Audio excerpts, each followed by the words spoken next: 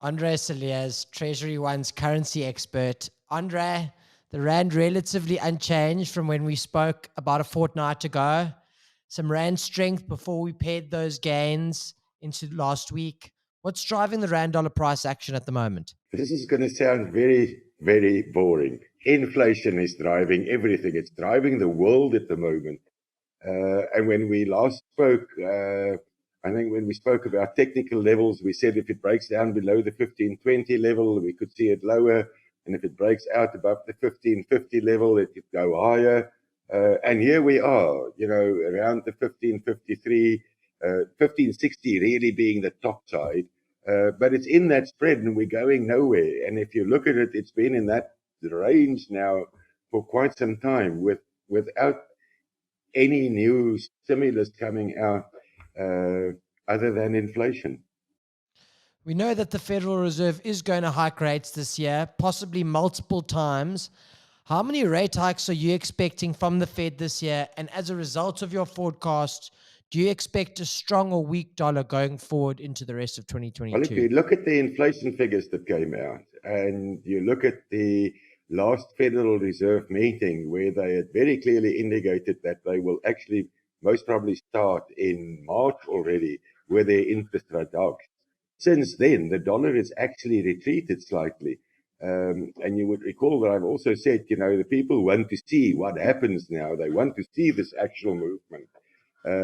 And at the moment, they've got the Federal Reserve, I always going to say, a bit by the back end, because can the Federal Reserve satisfy the markets? The only way, and I've spoken about this, is if they come out with an increase that's more than what is expected by the market. Now, we've seen that they've moved in 25 basis points increments.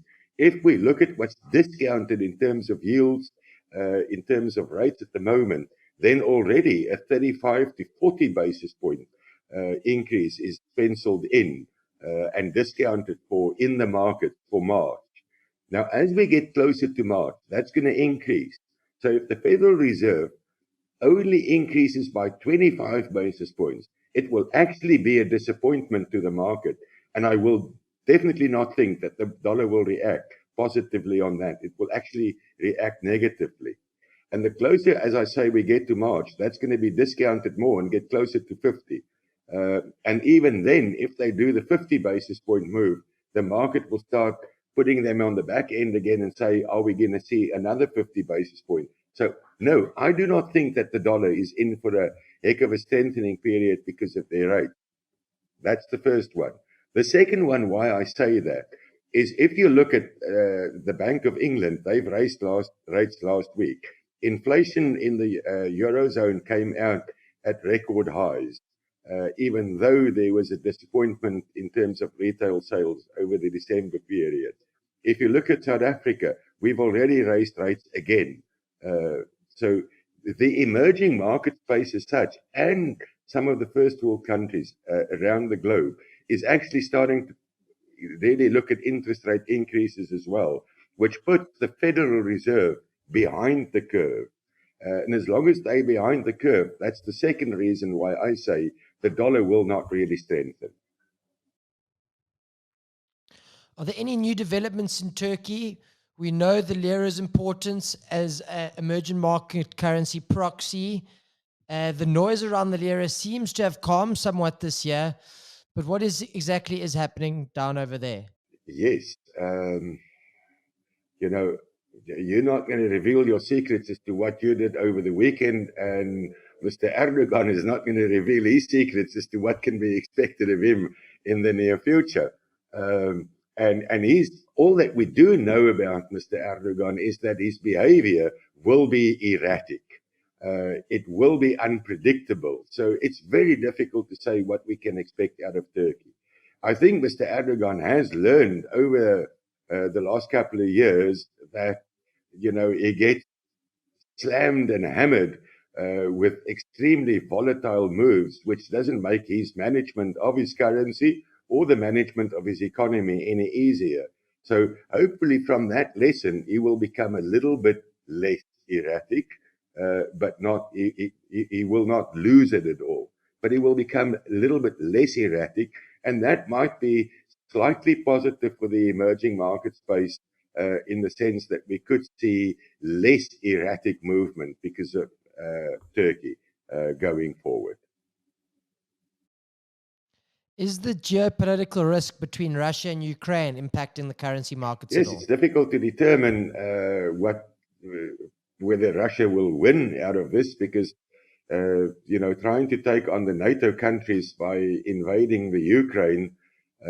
Now, I don't think we'll have a full-scale war, but they will certainly, in terms of economic sanctions from the first world countries towards Russia, will definitely impact negatively on their economy, number one. Number two, the cost of an invasion of the Ukraine will drain on their reserves because that's costly. So sanctions plus the cost, they cannot emerge as the winner here.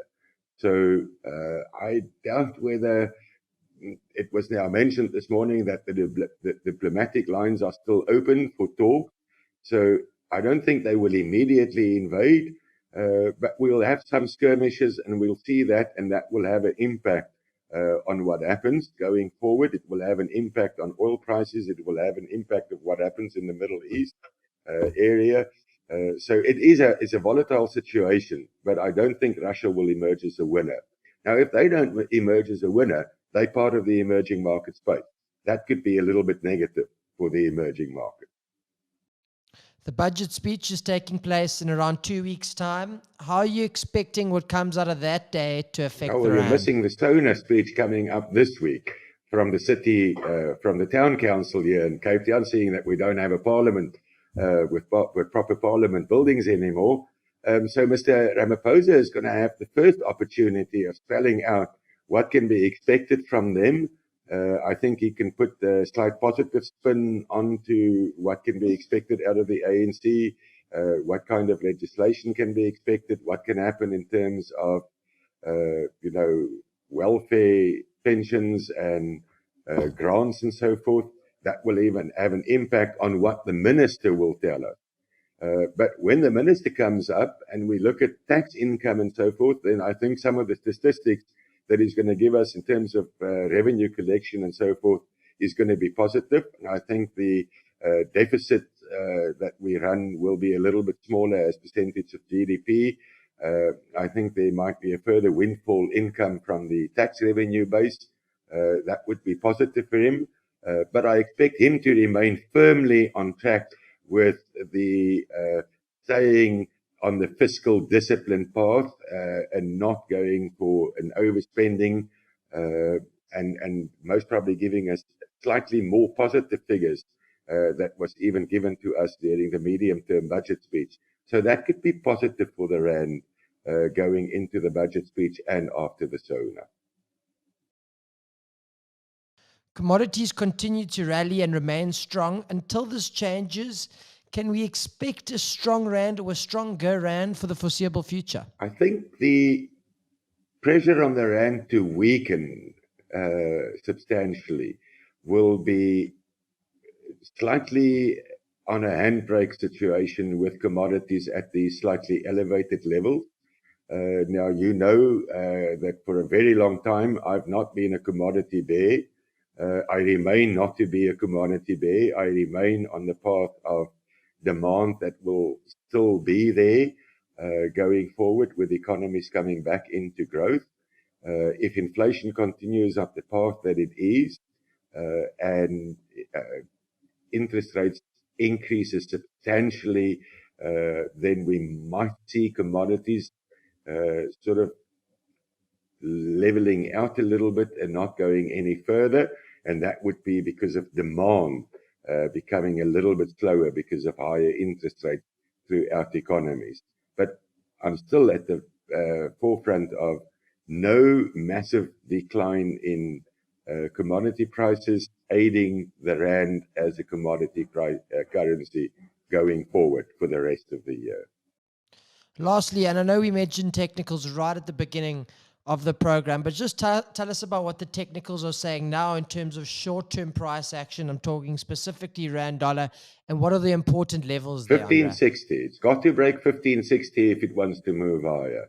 1520 on the bottom end. It's got to break 1520 if it wants to go to a stronger side of a 1480 or a 1490. If we do not break either 1520 or the 1560 level significantly. Now, when you speak about breaking that, no point in it going to 62 in the middle of the day and closing at 58. No point in breaking 20 and going to 1518 and closing above 1520 at the end of the day. You have to see closes below the 1520 and a close below 1560 to actually see a significant break.